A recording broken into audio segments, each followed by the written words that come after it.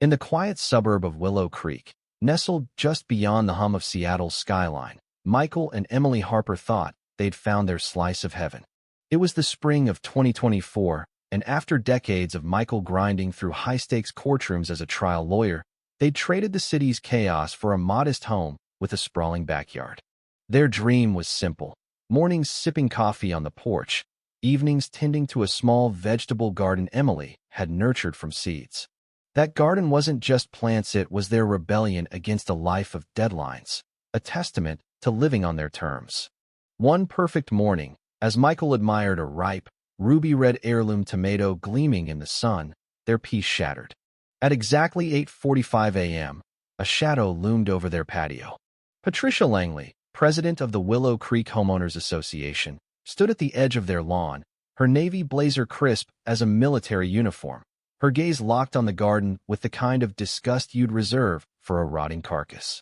"Harper," she barked, her voice sharp enough to slice through the morning calm. She clutched a binder like it was the Constitution itself. "What is this?" Michael leaned back in his chair, coffee mug in hand, and let the silence stretch. He'd dealt with bullies before, corporate sharks, crooked prosecutors, but Patricia was a new breed. "Morning, Patricia," he said, voice dripping with mock cheer. "It's a garden. You know, where food grows. Those are peppers, that's kale, and this beauty here? That's a tomato." Her eyes, cold as winter steel, met his. "I know what a garden is, Harper. What it is a violation. Section 7, subsection B, paragraph 2. All landscaping must be decorative and align with the community's aesthetic. Vegetables," she spat the word like a curse, "are not decorative."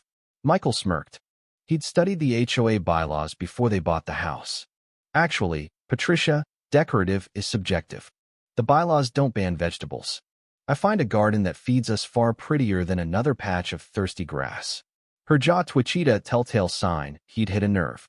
"I decide what's decorative," she hissed. "I'm the president. That thing lowers property values and attracts pests."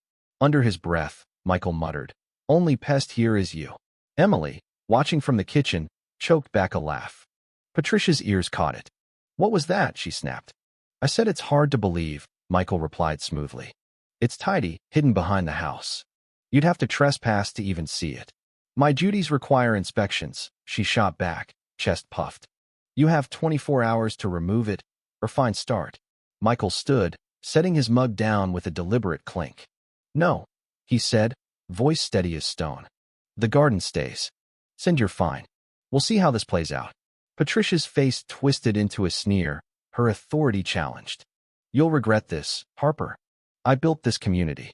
I protect it, and I eliminate threats." She stormed off, leaving a chill in the air. Michael knew this wasn't just about a garden anymore. He'd poked a bear, and Patricia Langley wasn't one to let a bruise to her ego go unanswered. The fight began with a violation notice taped to their front door the next day, a public shaming in bold ink. It cited the bylaws, slapped a $50 fine, and warned it would double weekly. Michael, the lawyer in him stirring, pored over the bylaws. Decorative was vague, with no explicit ban on vegetables. Patricia's case was built on her own whims. Emily rested a hand on his shoulder. "What's the plan, Mike?" "We fight," he said. "She's a bully, and bullies only back down when you stand up." He drafted an appeal to the HOA board, citing legal precedents and arguing the garden's value. At the board meeting, in a sterile community center, Patricia sat like a queen on a throne, flanked by 4 nervous board members. Michael presented his case, calm and logical, but Patricia cut him off with a venomous smile. "This isn't a democracy, Mr. Harper. The board upholds my standards. The violation stands." Every hand shot up in agreement. The room's silence was deafening as neighbors avoided his gaze, fear trumping sympathy. The fines doubled $100, then $200, then $400. Then came the harassment. Their newspaper landed in muddy flower beds.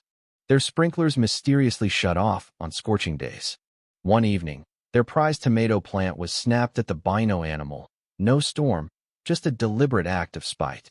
Michael documented everything, knowing a pattern of harassment could be a weapon in court. Their neighbor Tom, a retired mechanic with a penchant for wild theories, whispered warnings. "She's turning people against you, Mike. Says you're tanking property values. The community shunned them. Eyes averted, conversations hushed. Emily's joy in the garden faded, replaced by dread. Maybe we should give up, she murmured one night. Michael pulled her close. It's not about vegetables, Em. It's our home. I won't let her win. The real blow came 3 days after a heated town hall, where Patricia painted Michael as a selfish rebel threatening Willow Creek's harmony. A certified manila envelope arrived, requiring his signature. Inside was a bombshell, an eviction notice claiming Michael had signed a consent to vacate their home. His signature stared back at him, but it wasn't his. The loops were too shaky, the lines too Carefula forgery. Fury surged through him. This wasn't just a power grab, it was a felony. Patricia had crossed a line into forgery, fraud, and attempted theft of their home. Emily's eyes blazed with the same anger. What now, she asked. Michael's grin was grim. We give her enough rope to hang herself. He didn't rush. He hired David Cole, a private investigator with a nose for corruption, and Dr. Sofia Ivanov, a forensic handwriting expert. David uncovered a bombshell. A shell company, Willow Creek Grounds, had siphoned over $600,000 from HOA funds for non-existent work. Its owner? Patricia's brother, Victor Langley, a convicted fraudster fresh out of prison when the payments began. But the twist was darker. Patricia wasn't rich, she was broke, funneling money to Victor while paying him monthly from her personal account. Blackmail. Victor was the puppet master, using Patricia's position to bleed the HOA dry while she kept residents too scared to question the books. The forgery? A desperate move to silence Michael before he exposed them. Dr. Ivanov's report was airtight. The signature was a traced fake, provable in court.